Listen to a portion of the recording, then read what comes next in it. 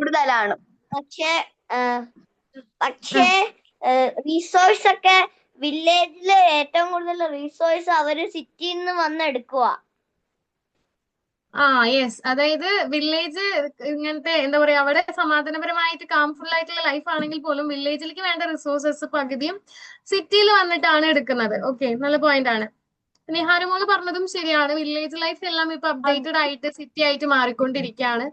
So രണ്ടും equal ആയിട്ട് വരാണെന്നാണ് നിഹാര പറഞ്ഞിട്ടുള്ളത്. അതിന് സിറ്റിയിലേക്ക് പ്രൊഡക്ഷനും കൊടുക്കണം, ഗ്രാമത്തിൽ നിന്നും പോകണ്ടല്ലോ കുറെ.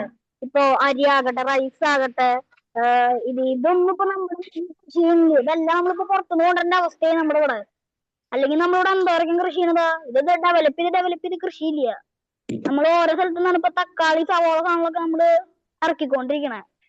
അതുകൊണ്ട് ഏത് നേരത്തും നമ്മള് ഏതെങ്കിലും ഒരു സ്ഥലത്തിനെ നമ്മള് ഡിപ്പെൻഡ് ചെയ്തുകൊണ്ടിരിക്കുകയാണ്. നമ്മുടെ സ്ഥലത്ത് നമുക്ക് അത് പ്രൊഡക്ഷൻ ചെയ്തെടുക്കാൻ പറ്റുന്നില്ല.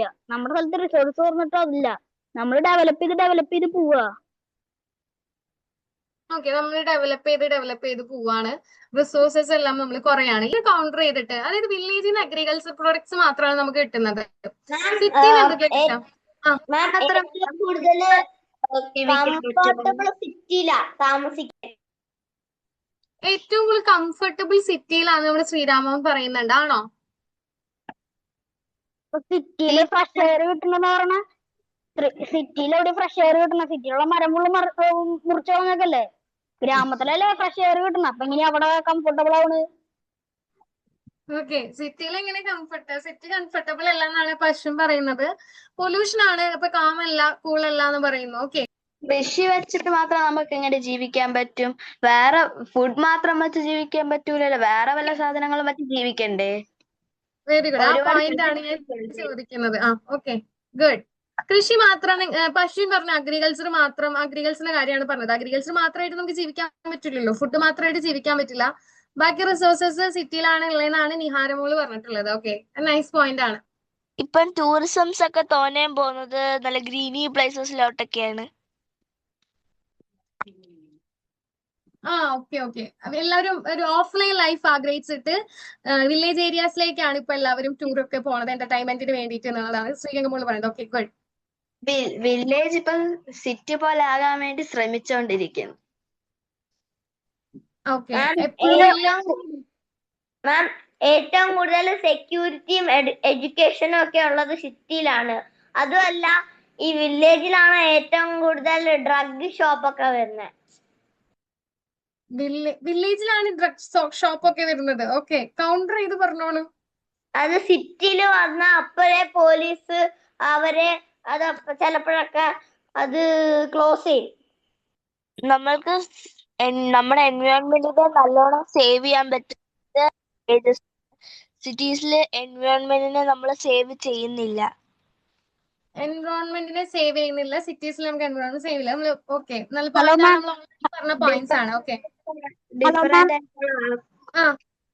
നിഹാരമോൾ പറയുന്നത് സിറ്റീസില് ഏറ്റവും കൂടുതൽ ടെക്നോളജി ഉള്ളതുകൊണ്ട് നമ്മൾ മൊബൈൽ ഫോൺ എല്ലാം സിറ്റീസിനല്ലേ വാങ്ങിക്കാൻ കിട്ടുന്നേ.